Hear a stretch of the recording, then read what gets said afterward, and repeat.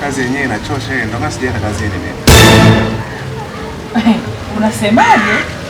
Yaani kutafutie kazi afu usiende kazini? Nihangaike kwenye jua kote. Maisha yenyewe yalivyokuwa magumu hivi, jua linalowaka. Afu usiende kazini? Huo ni uvivu. Kweli kabisa. Mjomba, huo ni uvivu.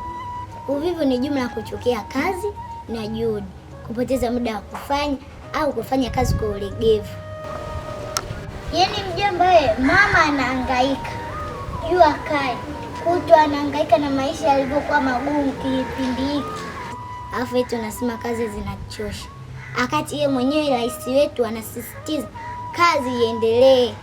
Sasa wewe kwako mjomba, kazi inaendelea au inarudi nyuma? Ashindwe! Mjomba, yani wewe ni sana watu wanaokaa vijiweni wanaanza kuisema serikali, sijui nini, wakati nyewe wenyewe mnashindwa kufanya kazi. Sasa kama nyewe mnaisema serikali afu ni wavivu, nataka serikali wasaidie nini? Eti kwa mfano wewe hapo mjomba, unataka serikali kusaidie nini na huo uvivu wako?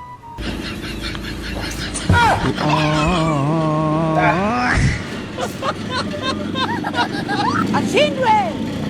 Engane da pieso.